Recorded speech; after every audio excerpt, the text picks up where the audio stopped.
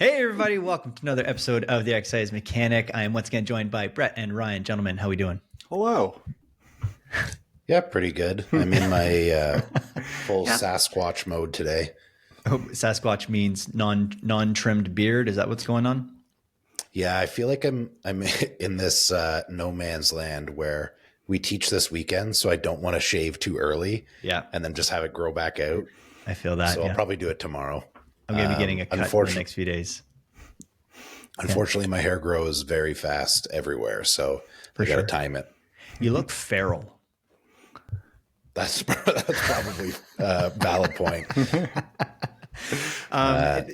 In today's episode, we're going to be doing essentially another case study episode to kind of move away from the topic of Ryan's facial hair for a moment. Maybe we'll bring it back at the end of the episode. We're going to be doing another case study episode, but today the case studies are us. So we're going to be talking about our own respective training, to talk about some of the kind of unique, perhaps approaches and considerations that we all, I guess, consider, because we all do different things, you know, from bodybuilding to endurance running to skiing and triathlon. So there's some unique sports in this room. So we're going to be pulling on those threads and fleshing out, you know, how are they different? And also what I kind of find most interesting is like, what do they have in common? I find really fleshing out the common themes, that things that are seemingly very different have in common. I find that really, really fascinating. So that's the topic for today. Who wants to get us started? Brett or Rye? Who wants to get us started? I feel like I can start because I think from a programming perspective, mine might be the simplest. Sure, what I mean by that is both of you have some combination of sport training and resistance training, and I don't. My sport is resistance training, so it makes the skill side of things a lot easier. It's just not a consideration. So right. What I will preface this whole conversation with, I won't go into a ton of detail, but something that we talk about in the course when it comes to program design is not, necessarily following certain templates of what you should or shouldn't do, but considerations from like a priority perspective. So very, very simply put, the first priority when it comes to any kind of program design is specificity. So simply put, you just have to, the things that you want to get better at, you have to train. If I wanted to trail run and I never put on a pair of sneakers and ran outside, it wouldn't be very good training. So there needs to be a specific exercise for the outcomes that you're trying to achieve. It sounds really obvious, but I think sometimes people overthink things and they actually get away from that at times. The second most important consideration to me would be overload. You need to cross a certain threshold of challenge to cause some kind of adaptation. If we think about this as like going out in the sun and try to get a tan, if I just stick my arm out the window and pull it back in, well, I'm not exposed enough to, the UV rays from the sun to actually get a tan. There has to be enough exposure at enough intensity to cause some kind of adaptation. So that's really important as well. I think I might steal this from UET. I've definitely used this line a number of times, but it's this idea that, effort is the great equalizer. I'm a big fan of really intelligent program design. I don't think I said that, but the I'll most take it. I feel like I've heard you say it and then I've just stolen it, but I'll give you credit. Okay. Thanks, man. But yeah, I think the important consideration when it comes to intelligent program design is effort. You could have a very meticulously thought out plan, and if you just aren't training hard enough, it's just not going to really lead to great results. So there are a variety of other considerations to make, but I think that those are really the two important things. And something we've talked about on here before when we did case studies with our clients was, doing a needs analysis. What is it that we want to improve on? So on and so forth. So that's kind of my pre-frame for this conversation. I'll be curious if you guys have anything to add as well, but I'll kind of start maybe just some of the considerations, and then so I don't monologue for 20 minutes, maybe we can go around a little bit. Yeah. So here's the thing. Let's cut to the chase. What's the best program? Mine. Yeah, Ryan's program, 100%.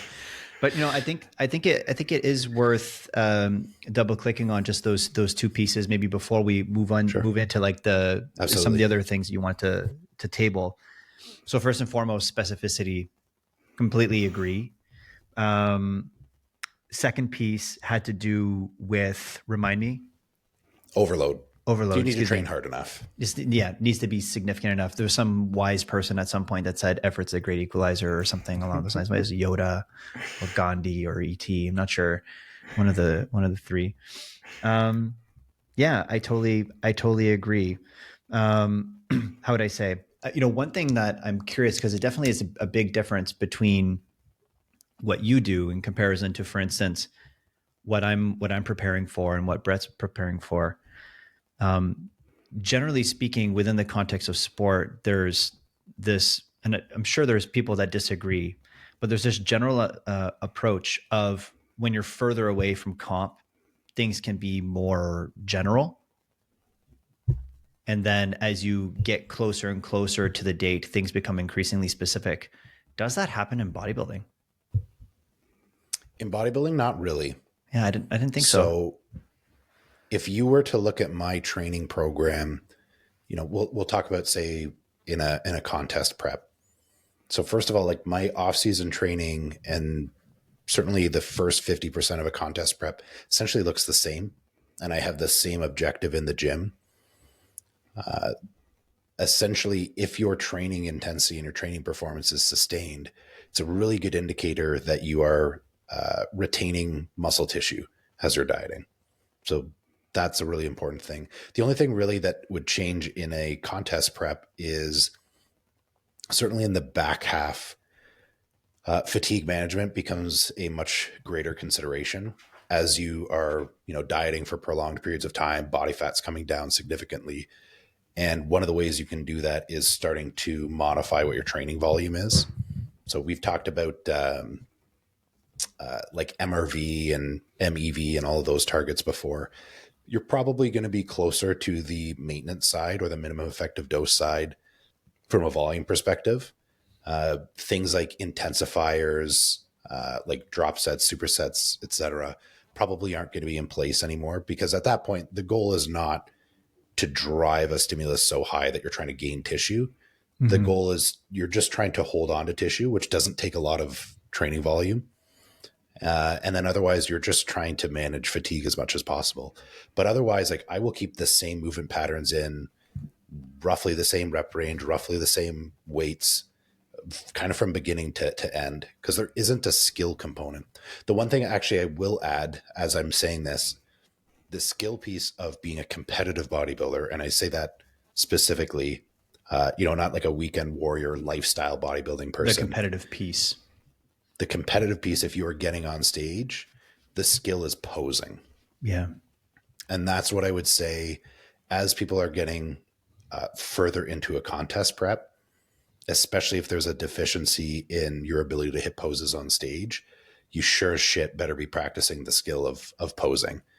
Because it doesn't matter how great your physique is, if you can't present it in the way that you need to on stage, you're going to place lower. Mm-hmm. Ryan, when you mention effort, in especially like the early phases of your programming, when you are really trying to drive that adaptation, is like every set like hard, or do you have some filler sets in there, or is that just not worth the volume? If you're going to half-ass it, every set it should be a challenging one. That's true. It's a great question. Because I've had a lot of clients that will just, and I push up against this often. They'll be like, "Oh no, I had 4 sets, so like I knew I had 4 sets, so I took it easy on the first 3, and then so that way I could complete the fourth." And I'm like, in my mind, I'm like, that's not the aim at all. So I'd be curious to hear your stance on all that. Yeah, that's a great question. And I'll actually address ETs first, because I think that's a problem a lot of people run into. Something that I like to do is initially having fewer sets with the focus of taking those sets very close to or all the way to failure. Mm-hmm. We've talked about this before, where people are very bad at being able to approximate how close they are to failure. And there's actual, studies that demonstrate that even in trained lifters as well. So I tend to err on the side of pushing myself and others pretty much all the way to failure. I think that's I would rather people train really, really hard and then have to find a way to manage the recovery than just never actually come close to training hard enough. So a good rule of thumb, if you are, let's say you've got, as you said, ET, you've got 4 sets of 10 on an exercise. How I might approach that is I would give a rep range. So let's say 8 to 12, because something I would like to do, I believe people call it like a double progression model. So I will work my way up in reps on a particular exercise until I'm outside of whatever the rep range is that I wanted to be in, and then I'll increase the load. So if my goal is 8 to 12, if I hit like 14 on a set, I'm like, all right, then I can bump this up next week load wise. So that's kind of the first thing. As a general rule of thumb, if from one set to the next, you matched the exact same number of reps, you did not train hard enough on the first one. You should train hard enough that the fatigue accrued from set 1 affects the subsequent performance of each of the performance of each of the subsequent sets. So not always, but you can logically get into this place where if you've got 3 or 4 sets, you might say, let's say your rep range would make it 10 to 15 to make it a little bit easier. So you did your bench press, you did 225, you hit 15 on set 1. So you go 225 on set 2, well, you hit 11. So you're still within the rep range that you want to be, but it's like starting to be pretty close. Let's say you do 225 again for the third set. Now you hit 9. You're kind of outside the rep range. That 4th set, I'll actually likely drop the load by 10 to 20% as a means of staying within that rep range. But you should actually see a decrease in performance set by set. And if you aren't, you're probably not taking those sets far enough. Cool. That's it. Okay, that's it for today, folks. Thank you for today. That's great. Yeah, that's hard though, right? And I that's something that I find a lot of folks struggle with. And we've talked about this a lot in terms of like, I mean, you didn't just allude to it. You said it just really directly that like, yeah, that's hard. It's really hard for people to do that, to like actually get close to like a point of like significant failure where like there is a really significant stimulus set to set. I like the strategy of, because of that reality, to intentionally keep the sets low. So that way it's not like really daunting. Like, oh my God, I got 4 sets to do or 5 sets to do. Like, no, I just have 2. I'm going to go all out. And they can kind of get like maybe practice that skill perhaps of taking things closer to failure. I think that's a really good nugget. I'm going to use that for sure. That's really Good. cool. Brad, I think you were going to say something. Sorry for cutting you off. No. I kind of lost it. I was going to ask, I forget. It'll come to me. I know how that feels, man. I know how that feels. It happens to me all the time.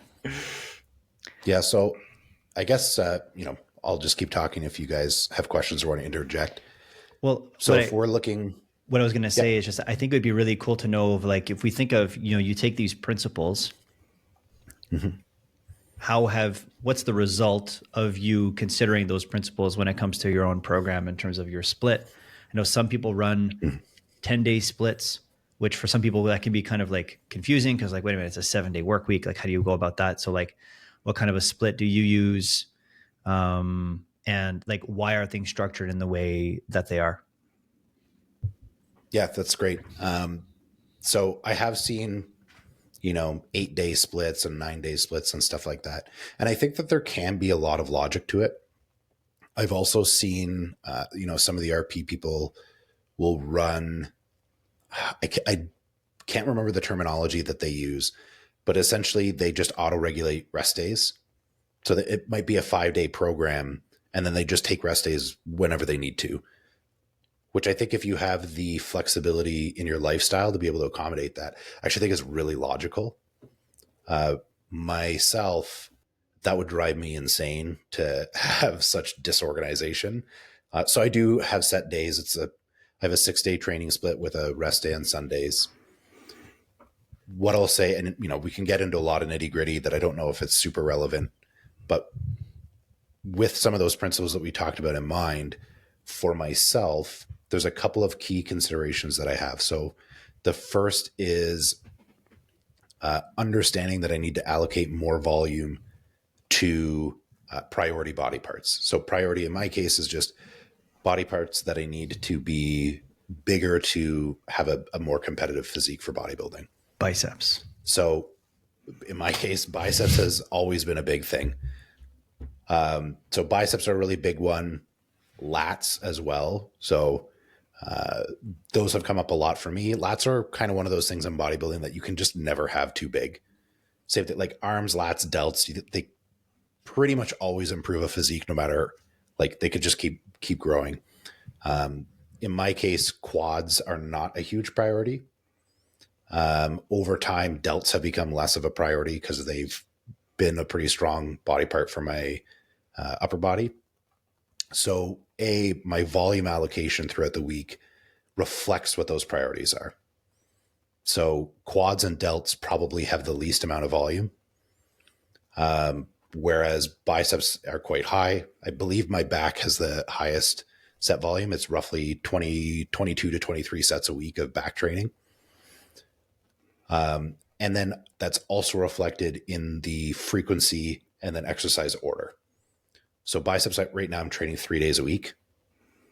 And I also there's only one day where they're after back training where they're going to be kind of pre-fatigued from all the pulling movements. I otherwise have my biceps on a push day so that I can hit them with a higher degree of intensity. And I actually have them at the start of a leg day as well. So I'd love... They're not... Sorry, buddy, go ahead. Finish your thought. I was going to say, so I do that. I could train them first when I have the least degree of fatigue. They're also just the fatigue of training biceps is not going to interfere with my ability to leg press and whatever else. And it's a way for me, again, to hit volume or hit training sets on a body part that I need to grow. And I can do that when I'm fresh. Yeah. So I think a mistake a lot of people will make, in particular with arm training, I see this with calves and stuff as well, is people kind of throw them in at the end of a session where the systemic fatigue from the session really interferes with their ability to perform those sets. And I also think psychologically, like if you've been training legs for 90 minutes, you're probably going to kind of half-ass your calf training. Or if you've been, training back for an hour, your bicep training starts to lag towards the end. I think it's just human that you start to psychologically like check out at the end of the session. So I think putting, especially those smaller body parts that aren't going to interfere performance-wise, putting them early in a session, I think could be really logical. And it's something that I've used for myself and some of my more experienced clients where having some kind of body part specialization makes sense. Mm-hmm. Is there any consideration as to where those workouts fit in your week in terms of like, oh, well, I'm freshest after my, day off on Sunday. This is going to be workout A. Yeah. So that's why I will train biceps on my Monday session, which is always after my rest day. And then the rest of it is I don't mind training legs actually later in the week. So I train at Wednesdays and Saturdays. Again, for myself, if I'm not 100% recovered when it comes to leg training, that is a trade-off that's okay for me. Traditionally, my lower body has been better developed than my upper body. So I want to prioritize more upper body training when I'm fresh. Mm-hmm. And I will keep my bicep training either after, as you had said, after a rest day, or my bicep training is 2 days after my first leg day, like my last bicep session. So trying to fit it in the week as best I can when I'm going to be as fresh as possible. Obviously, if you're just training hard enough for a long enough period of time, you're going to carry some kind of fatigue session to session until you take kind of an active rest or a deload. But generally speaking, that's kind of my thought process. And then when it comes to exercise selection, before we get into exercise, where I think. Sorry to interrupt. Before we get into exercise selection, can you share what your split looks like? I'm just curious, because I know here you mentioned on Monday, so day one, there's buys, you have legs on Wednesday and Saturday. I'd be curious to know kind of how you've organized it based off of how you're talking about how you are specializing on upper back volume and biceps and buys and tries, or just buys? Not sure. Stay tuned, More so folks. buys. We're going to find out. There it is. There's the, and then also how leg volume is low. So yeah, I'm really curious how you structure your week. Yeah, good question. So my Monday session is essentially push plus biceps. So it's chest training, some shoulder training, and then bicep training. I do the bicep training actually before shoulders. So I'll still do most of my pressing beforehand. But I leave delts to the end because they're less of a priority for myself. My Tuesday session would be a back and tricep session. Wednesday would be biceps first, and then leg training with a greater emphasis placed on hamstrings. So that's the session. I have, I think, 7 sets of hamstrings on that day. And then I do essentially a leg extension and one compound quad exercise. So I do 2 sets of leg press right now. So it's not a ton. My Thursday session is push. So like chest, shoulders, triceps. Friday would be traditional pull. So like back and biceps. And then my Saturday session is my second leg session, which has a little bit more of an emphasis on quads. So I have 2 compound quad exercises on that day and slightly less on the hamstring side of things. Cool. So while quads are a little bit less of a priority relative to some other body parts, it's still something that I train. Part of it is I also just enjoy training quads. So I will fully admit, as much as I try to be as rational as possible with my, programming, I like training legs. So I probably put a little bit more in there than maybe I necessarily need, just because it's kind of my preferred body part to train. Love it. Cool. So push and buys day 1 with biceps kind of in between before shoulders. So that way you're not like smoked and they're getting preferential treatment before the delts. Day 2, back and tris. Day 3, legs and buys, but you're doing legs with a focus on hamstrings. And on that day, you're doing your bicep work before your leg work. Is that? Yeah. Okay. Once again, as a means of like hitting them when you're fresh, in contrast to after you've done 7 sets of hamstring focused work and 2 sets of leg press and stuff like that. Thursday, is push day, right? 5th day, so Friday, pull and buys, back buys, what we all started with when we got into the Back gym. in high school. That's right. And then last but not least, day 6, legs with a quad focus. Have you found, Correct. because you're hitting your biceps pretty hard on day 1. Do you find that interferes at all with your ability to train your back on day 2? That was a concern that I had initially. I can't say that I've noticed any real negative effects. I think part of it as well, I don't know if this is entirely the case, but I do think the fact that I use straps for all of my back movements probably helps to a certain degree, because I'm just not gripping stuff nearly as hard. And I don't tend to, at this stage, get a lot of DOMs from training sessions. So I don't really feel like my biceps are terribly sore the next day. And training performance on back seems to be unaffected. I'm sure, again, that there is a certain degree of an effect, but it's one that is a trade-off I'm okay having. Mm-hmm. I remembered what I was going to say all those minutes ago. So Ryan, are there any cues that you get, or that, I don't know if you're past this point, but that you're kind of acutely overtraining, like in a workout, it's been a stressful week and you're like, oh, I'm pushing it a little bit too far. I need to drop a set off of this one and get a bit more rest. That's a great question. Yeah, that's a great question. What I will say, and I think that this is provides important context. I don't have a normal 9 to 5 anymore. I'm not on my feet all the time. So I have the ability to over-index on my training volume in a way that I think, I imagine when we talk about your guys' program, that consideration is going to be different. because I just don't have other stressors that are very significant, at least physically.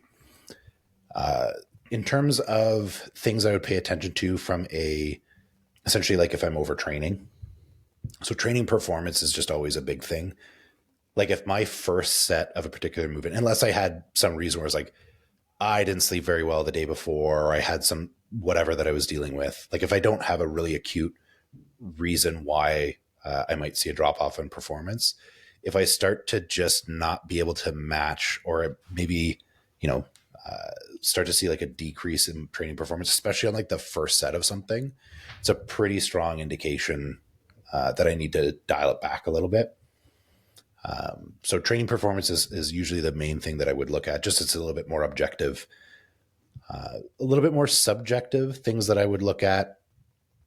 Sleep quality. I think when people start to get into that overreaching territory, sleep quality actually starts to take a bit of a hit, which is a bit of a double whammy, because then you don't sleep very well and then your recovery gets even worse. Mm-hmm. So just paying attention to, how easy is it for me to fall asleep? How often am I waking up in the middle of the night? As well, like how rested do I feel first thing in the morning? So these are kind of subjective things. Another thing for myself that I pay attention to as well is like what my resting heart rate is. So as I start pushing it harder and harder and harder, I tend to see my resting heart rate climbs up a little bit. That's not something I pay attention to a lot. I can't say that it's a cause and effect, but it seems to be correlated with some of those other observations that I will have. Something that I do try to do as well. Funny enough, I think it was a conversation with Nick Shaw helped me kind of frame this for myself. We talked about that you need to train hard enough. Like that's a really important consideration. But I also think that you don't need to redline it, like pedal to the metal all the time. Mm-hmm. So I think Nick Shaw kind of talked about, you just need to cross a hard enough line. And as long as you do that, you are providing enough stimulus. So, to your point, one of the things we talk about in the hypertrophy intensive is just like minimum effective dose, right? Like once you get to a place where it's a sufficient dose to catalyze adaptation, you reach a point of kind of diminishing returns. And at what point are you just kind of creating fatigue, which would ultimately be kind of counterproductive to getting in another session? So I'm really happy you brought that up. Yeah, exactly. And I think that that's something where, whether it be by working with a coach or a trainer who has a good eye for this stuff, or just, I guess, accruing the knowledge and the experience yourself, I think learning how to walk that line is really important. Because, maybe the 2 or 3 really hard work sets on an exercise, especially like if you're a stronger individual, let's say like a hack squat, like you could imagine the systemic fatigue of that is massive. Mm-hmm. Like somebody, if they looked at my training program, I think of my Wednesday session, there's 2 sets of leg press. You might look at that and be like, oh, that's not a lot of work. Like, sure. But those sets are and my second set, I do kind of a rest pause for it. So those 2 sets are highly, highly stimulative. And if I do any more, sure, I may get marginally more stimulus out of it. But I'm starting to see a bigger and bigger increase in the amount of fatigue that I'm accruing. And none of those training sessions happen in a vacuum, right? Mm-hmm. My goal is not to have the single greatest workout session ever tomorrow. The goal is to have a good one, and then a good one the day after, and a good one the day after, and then do that for weeks and months on end. Mm-hmm. So I think that's, there's kind of this mentality sometimes, in particular around like bodybuilding and powerlifting, where people like think that they're warriors and they're going into battle and stuff like that. And maybe if that's what you need to do to amp yourself up, sometimes cool. But I think that actually gets people in trouble. And there's this notion that you just need to be going balls out all the time. And I think if you're someone who's hardwired to do that naturally, which I sort of am, I think that it can actually be quite detrimental to keep pursuing kind of overreaching like that. So All that being said, I do think that there's a skill in learning how to train hard enough and then knowing when to stop. I knew a guy once who the measure of a good workout for him was like how bad he felt after the workout. Like the metric was just like, how much do I want to die when I'm finished this thing? And like, so he worked really, really hard, which was great, but like there was no real focus, and it was just kind of like whatever workout hurt the most. Which wasn't optimal, in the end, but if it works for him, I guess. It's interesting because there's some parallels also in the more kind of like running and endurance world with this. One of the big things, excuse me, that really gets in the way of runners being able to progress is not creating enough contrast between their sessions. Like generally speaking, a lot of runners will just try to have kind of a moderately hard session all the time. And at a high enough frequency that all of those things, they accumulate a lot of fatigue. You're never actually able to perform at a high level. And so you're just kind of in this kind of like no man's land of progression. Whereas a lot of people will really progress when you like impose a constraint on some of their training sessions where it's like, this is like, an hour, easy, low heart rate. Like I showed you guys, like my running coach, Liam, where I was like, man, I checked out his Strava and it was like, he went for a run. It was like 50 minutes, 4 minutes and 20 per kilometer. And his heart rate was like 120. And I'm like, what? But like for him, like that pace is like, man, he's just cruising, that's a commute, easy way to get from A to B. But then contrasting that with like your hard stuff to your point, Brett, where it's like, yeah, like your hard stuff, generally speaking, should be approximating, like you shouldn't just be in the kind of moderately uncomfortable. It's like, it should be really hard. If your easy stuff is easy, your hard stuff should be hard enough. Otherwise you're not driving enough of a training effect. So it's interesting, because I'm not sure actually, Brett, like this gentleman or this individual that you were talking about, what was their training? Like, was this just kind of like resistance training? Was this skiing, endurance? This was a former boss of mine, and he was kind of like ex police, and so he was really kind of plugged into the CrossFit world, although he wasn't a CrossFitter. He really enjoyed like the Murphs and all those kind of like torturous workouts that CrossFitters love.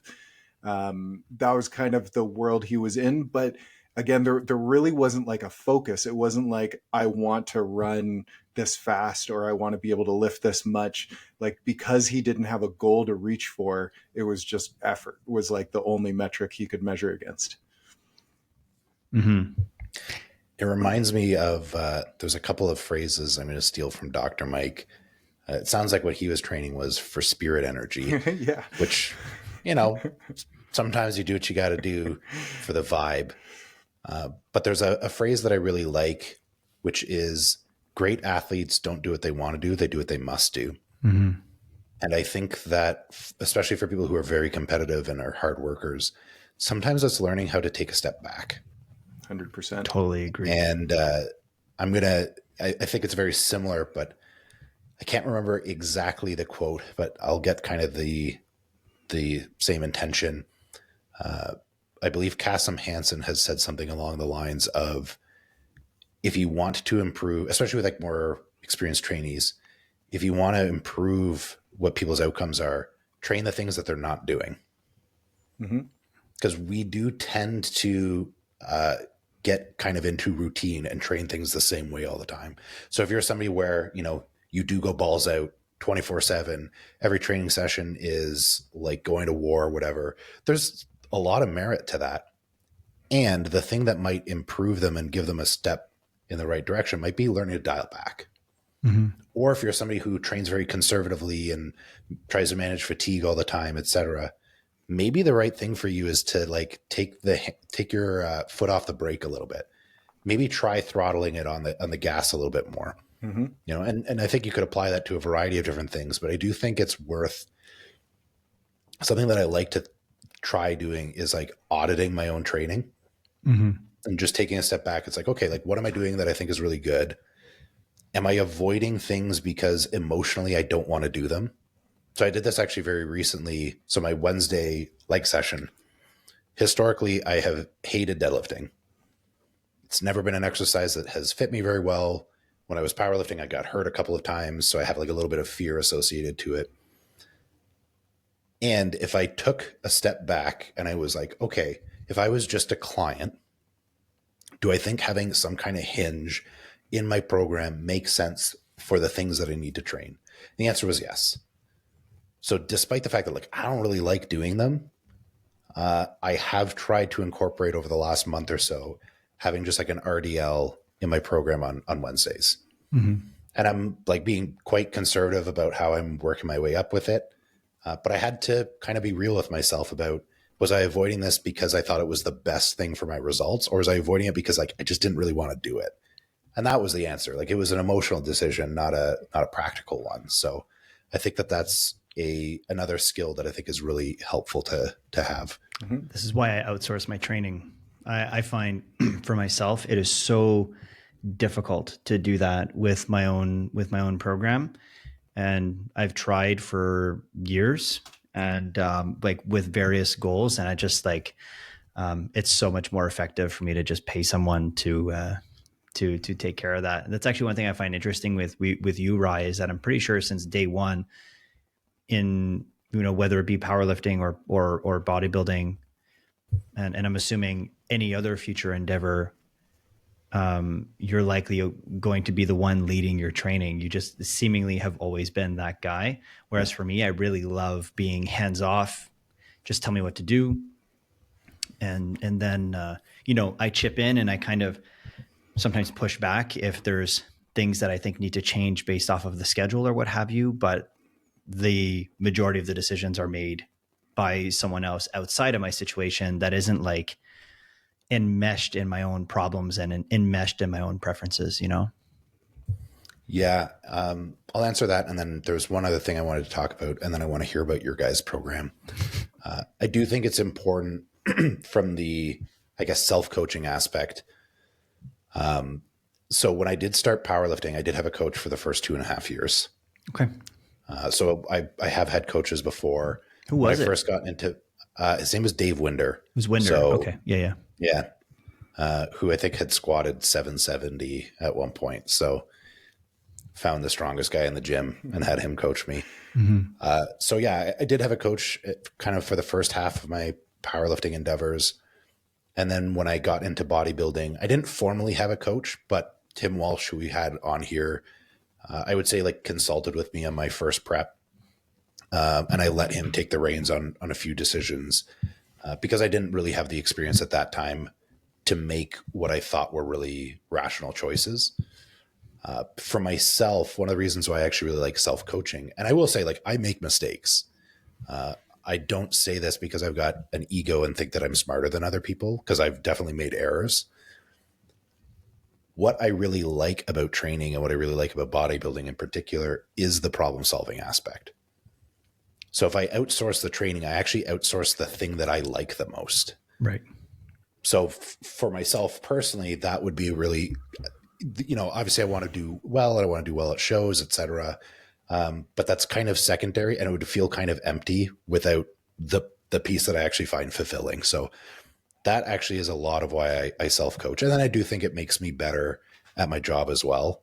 Because if I can be objective about myself and put my own emotions aside, it helps me even better to be able to do so with clients. The last thing that I wanted to talk about just from a programming perspective in regards to bodybuilding would be exercise selection and then execution. From a selection standpoint, and I had this conversation actually with the client that you referred to me yesterday, in particular when it comes to bodybuilding, you are not married to any one exercise. That might seem obvious, but I think that it's something that's always worth touching on, because I still see it being very prevalent where people will have physique related goals and they think that they have to bench press and they have to barbell squat. Mm-hmm. There's nothing wrong with those exercises. They're great exercises, but you don't have to do them. You don't have to do any one exercise, because there isn't that skill component in the way that, if you are Olympic weightlifting or powerlifting, sucks to suck, you have to practice those movements because that is your sport. That doesn't exist when it comes to training exclusively for physique. So you pick exercises that are well suited for your body, that feel good, that train muscles, ideally through a full length, a full range of motion, etc. So if they check certain boxes, great. There's a wide array of exercises that you can pick from. And then for myself, a philosophy that I have around a technique standpoint or an execution standpoint is just understanding, again, the intent here is to provide a stimulus to grow muscle. It's not to win the calf raise competition. So I don't care how heavy something is, in general. Obviously, we do want to get stronger at exercises, but I want the parameters from a technique standpoint to be very specific to the muscle that we're trying to train, and also be done in a way that hopefully mitigates as much of like a fatigue cost as possible. So we talked about this on like a leg press or a hack squat or something like that. You might be able to put 30% more weight on and drop into the bottom and bounce out of the hole and scream and yell and do all these things. And it is probably going to provide a pretty significant amount of work for your quads. But it's also coming at a huge psychological cost, potentially like a joint cost, things that just aren't necessary.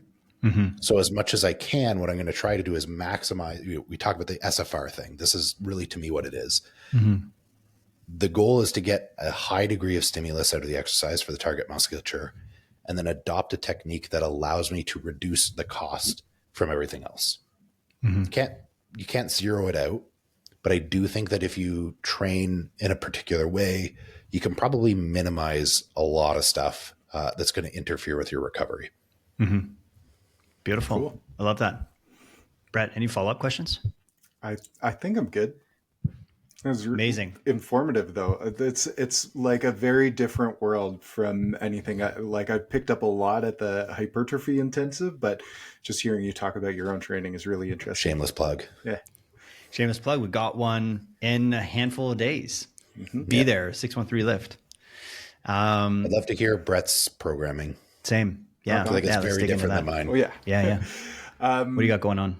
Well, broadly, my year can be broken up into kind of 3 big sections. I've got like September to Christmas is kind of like pre-ski season. My time is starting to become a little bit more limited, which I've got to be conscious of. And I've also got the opportunity to join workouts with the ski team with a strength coach, which is kind of fun. And something I don't get a lot of time to do is have another coach kind of run me through things. And then I've got my kind of mid ski season, which is when my time is kind of at its most stressed kind of thing. And just general life stress is kind of its highest during the winter months. And then I've got kind of my summer, which will be kind of the least amount of work and most amount of time and energy and available bandwidth to train. So during that fall, I'll start there since my goal is a triathlon at the end of the summer. Although although it's my primary goal, I've got a lot of other kind of secondary ones. I really like to feel strong, and feeling strong for me generally means moving barbells and heavy barbells at small weights. This is kind of powerlifting training, but I'm not a power lifter. But my weights my workouts look a little like a kind of wussy powerlifting program. And then I also want to make sure I remain healthy throughout the ski season. And I've had a lot of back issues on the ski hill, and a lot of it is just like, a big part of my job is just like standing on a slope in boots that you can't stand straight in. You've got to like lean forward on your shins, and so your back is just kind of like sitting there arched, and you're just standing there with a lumbar arch for 6 hours potentially with a camera in your hand. And I found that just strength and mobility has helped that a lot. So those are kind of like my 3 overarching goals for the whole year. In the fall, that's kind of when I've got my most resistance training and weightlifting. So I program 4 days a week Two of those are with the ski team and are a little bit more low body focused, a little bit more explosiveness. With that, the strength coach we've got there, the other 2 days are kind of my wussy powerlifting days. And interestingly, because those ski workouts are a bit more low body focus, I actually had some room for more upper body volume and getting into a little bit more kind of bodybuilding rep ranges and exercises and stuff, which was kind of fun. And I've noticed some changes. Actually, I had to buy a new friggin' summer wardrobe this year. Like I was gonna say, you're filling out those tees. Yeah, man. half of my t-shirts are like, my arms are busting out of them. Feels Oh, good. man. And then I had one run a week over the fall just to try to like maintain a bit of cardio efficiency. Although there is, some conditioning in our ski workouts as well. So that isn't completely lost. So that switches after Christmas. I went down to a more balanced, cardio versus resistance program. So I've got 2 weight training days a week, an indoor bike ride and an outdoor run. Earlier in the winter, I was trying to get a 5th day in, but I realized that the volume was just too much with all the skiing that I was doing and all the stress.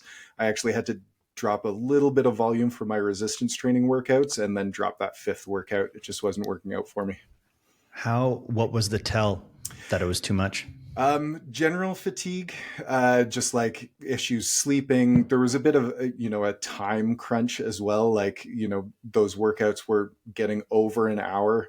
And that starts to cut into like some of my other work and necessary times. I also, been managing a small chronic injury, just some elbow stuff, some like lateral tendinosis on one side, medial on the other. Which I think was a combination of doing some power cleans in one workout. My 5th workout that I dropped was a kettlebell workout. So there's a lot of forearm and grip stuff as I'm throwing those guys around. And then on top of that, on the ski hill, I'm working with like a big DeWalt drill with like an 18-inch long drill bit to drill holes in the snow and setting up fencing and stuff, which is a lot of like grip and forearm and grabbing and pulling things. So I think it was just a lot of that. So that was kind of the main driver to drop things off, was the injury and fatigue were kind of my main inputs for that. So one question, this might actually apply to both of you. When we're looking at how to manage fatigue and recovery, because you're not just doing weight training sessions, you've got weight training, some endurance stuff, in your case, Brett, some sports specific training as well. Mm-hmm. On my end, especially because, my primary objective is to grow a bunch of muscles. So I'm eating a lot of food, mm-hmm. which we know is a huge piece of recovery. Because both of you guys are, especially because you said you're doing a triathlon, right, Brett? Mm-hmm. Gaining 40 pounds is probably not good for the performance of that. No. So I imagine there's a certain degree of calorie control in there. A little bit. How do you? Yeah. Okay. It's for me, like I've always been a bit of a hard gainer, and I do have this goal to be able to move some weight around and get stronger, which eating a caloric surplus is going to help. So I don't control that much. And part of that is like my busy schedule kind of interrupts eating as well. So usually my philosophy is just like get as many calories as I can as possible. I generally fairly clean too. And I've been I was gaining a little bit of weight through the fall, and then through the winter, maybe a pound or 2. But even with that goal of like trying to cram as much food in my gut as possible, just like working 8 hours outside in -20 weather, plus workouts, plus just trying to find the time to eat, I find that it's not really an issue for me. And then in the summer, once I get into more cardio training, just the amount of volume that I'm putting into my training, again, is just like as many calories as I can consume. Is that similar for you as well, ET? Yeah, it's similar. I would say, sorry for screaming in the mic there. I feel like I just yelled. I would say very similar. When my training is going well, in the sense that like I'm able to get in the volume that I would like to, as dictated by my own preference and also what my coach is recommending me to do, I essentially just try to eat not necessarily as much as I can, but I really just listen to my body. I try to make sure that I'm well fueled. And I really use performance as the indicator about whether or not I'm eating adequately. I don't want to, when I'm pushing volume, the goal is not to drop weight at all. So if I am dropping weight, that's also an indicator that I usually need to eat more. So I'm curious, just to interject, for either of you, do you have a body weight that you find your endurance performance is the best at? Yeah, I mean, I've had better performance, a little bit lighter. I've never been light, especially for a runner. The lightest I've been as a runner is probably like 205, 210. I am 6'4", so like, it spreads out a little big bit, boy. but, definitely not a runner's build. So yeah, maybe my performance is a little better at 205, but I still want to be able to deadlift 4 plates, Yeah, for myself, in terms of like the body weight where I felt the strongest has been in the vicinity of 185 to 190, around there. That's always felt the best for me. The second piece I wanted to bring up was, Brett, you were talking about some of the constraints in your schedule, which has kind of led to you just being like, I just kind of try to eat as much as I can. Mm-hmm. I relate to that because right now, if I think of what my schedule looks like, I'm running around the city a lot. There's lots of different kind of balls in the air, so to speak. And when I'm focused on the work projects, I often, it's not that I forget to eat, but like hunger signaling fades into the background a little bit. And I'm just like, oh, I've been hungry for an hour, kind of a thing. Mm-hmm. So what I find tends to happen is during my work week, because there's these there's these constraints that are present on caloric intake and eating. Generally, my approach is just like, don't worry about it. There's already some constraints. So I'm just going to, when I eat, I go hard in the paint. and then I just try to monitor, how does my body feel? How does my body look? Like, do I feel like I'm getting softer? Cause I've just been kind of going like too hard, with the gummy bears over the last little bit. Just kind of like, I don't know, going very much week by week, because I find that there are so many constraints over the last little while. And it's really just like trying to fit my training in as best I can, trying to eat as best I can, while also understanding that those things like training is not the greatest priority right now in my life. So it's like, I really want to pursue these things because I'm a shit person if I'm not training. And also from like a self-actualization piece, it's really important, but it isn't the top priority.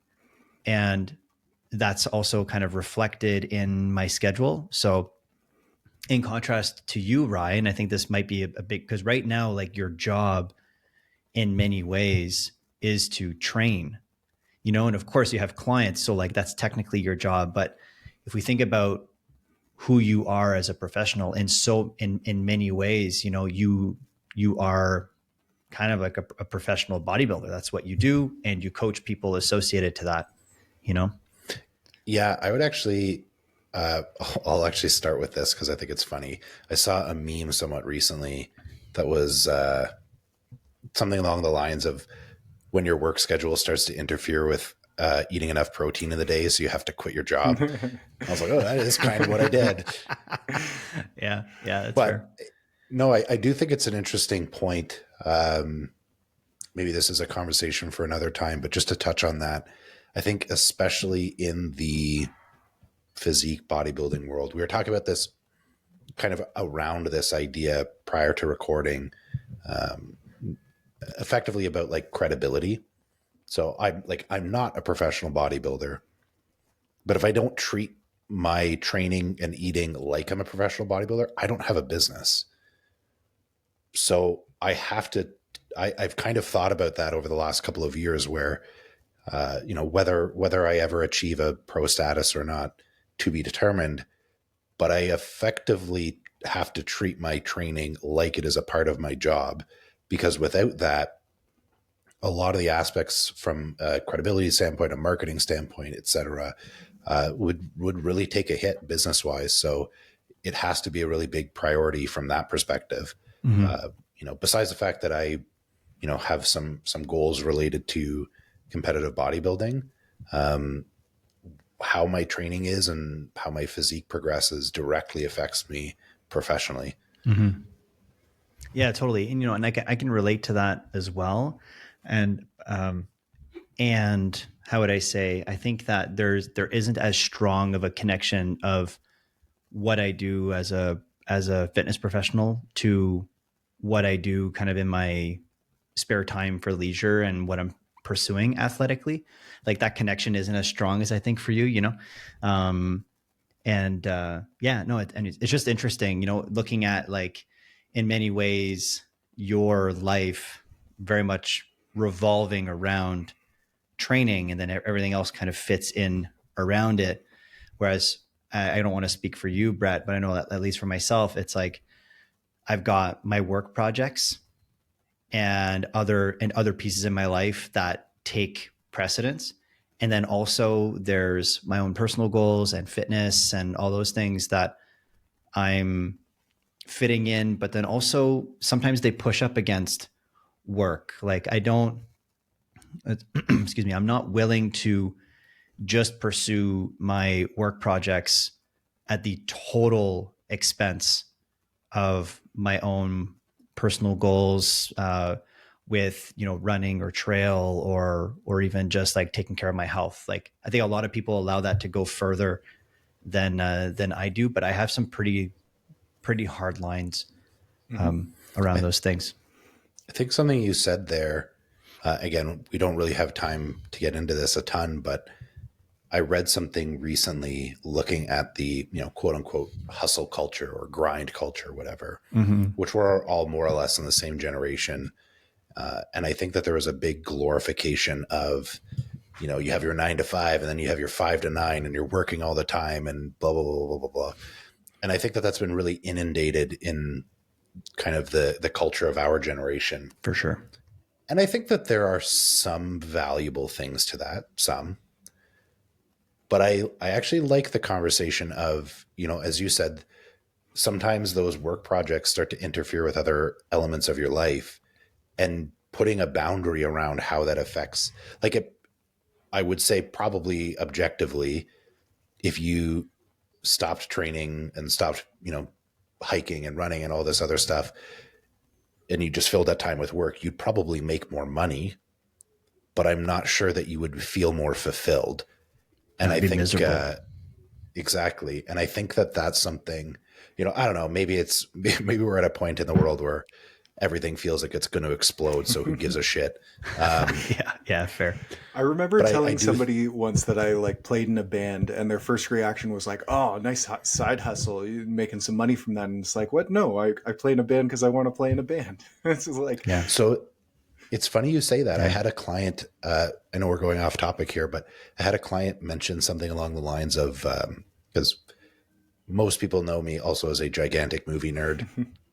I was talking something about movies, and she had just made a comment about me writing about it or something like those. I can't remember exactly what it was. And I remember having, my first thought was this anxiety around the fact that I don't want to feel like I have to monetize all of my interests. Mm-hmm. Yeah. I want to just be interested in things because I like them.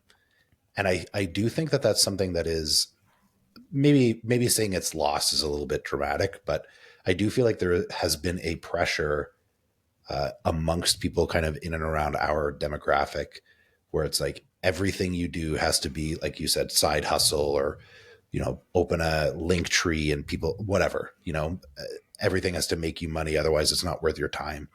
I kind of blame Alex Hermosi a little bit for this.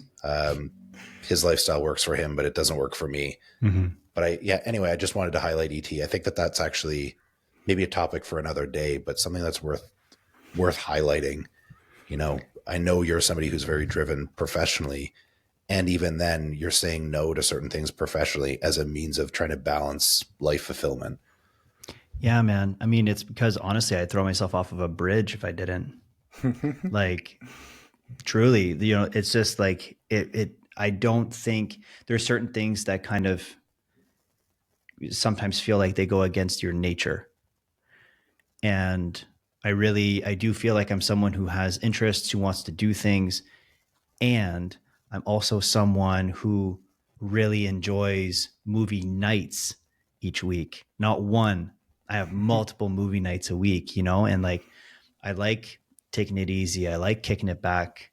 And this like you said, we're kind of tabling a lot of topics here towards the end of today's conversation that are really interesting. But there's a form of therapy called dialectical behavioral therapy that I think I've probably talked about on here before, and I find it really fascinating.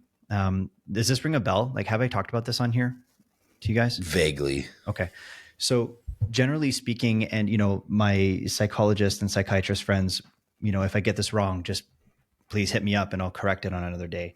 But generally speaking, the central theme of dialectical behavioral therapy, so DBT, is the acknowledgement of things that seemingly are the coexisting of things that seem to be mutually exclusive, like hard work and relaxation, like being compassionate towards other people, and then also having hard boundaries around certain things, like pursuing your professional goals and also giving yourself permission to pursue your personal goals, and acknowledging that these things can coexist simultaneously kind of at the same time. And then it's just about finding a way to make them work in your schedule in a way that kind of honors who you are at that point in your life, because that shit changes all the time, is like a big part of what it's about.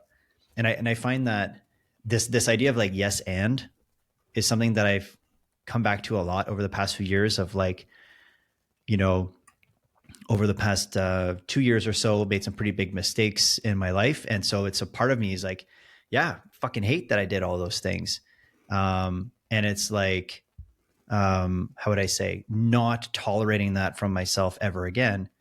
And also meeting that with like an element of compassion. So like there's like an element of hatred, like capital H hatred, underscored bold with flames around, aligned towards past behaviors and actions and those types of things, and also compassion. I like that. Sometimes those are viewed as being mutually exclusive, but I really don't think they are. And that applies in so many contexts. I've been making an effort in spoken, in conversations with other people, but then also in like emails and texts and things, of being really mindful of using the word "but." Exactly. In contrasting two things. It's like, you are, going through a lot of stress right now, and you are an incredible athlete and will bounce back from this later on. Like, it's not but, it's and, like both things can exist. 100%. I love that. To your point, like and this is something I use a lot with my clients. Well, they'll be like, I'm having a hard time. I can't do these things. And and it's like, absolutely. Life has kicked you in the dick many times. You fell to the ground. It stomped on it. Like life has just like really hit you hard. And I know that you have interests. I know that there's things that you want to pursue. And because of that, I think that it's worth like struggling through this and finding a way so that way you can have your cake and eat it too. I very much agree. Cool. I apologize, gentlemen. I think we got to do a part 2. Yeah, 100%. I only 100%. got half through mine. We didn't get through ETs. I think perfect for it's because I don't train. It's because I don't train. No, I appreciate this. Was a really interesting conversation. I have some really cool notes. Yeah, I'm looking forward to the next team pod. Hope you guys have a really great day. And for those that are listening, if you have any questions, takeaways, please drop them in the comments. If you are in the Ottawa area and you want to join the Hypertrophy Intensive that's coming up this coming weekend at 613 Lift on April 5th and 6th, send us a message. We'll send you everything you know to sign up. There's a few spots still remaining. So if you are interested, don't hesitate to grab your spot. Gentlemen, I hope you have a really lovely day. I look forward to the next one. Cheers. Bye-bye.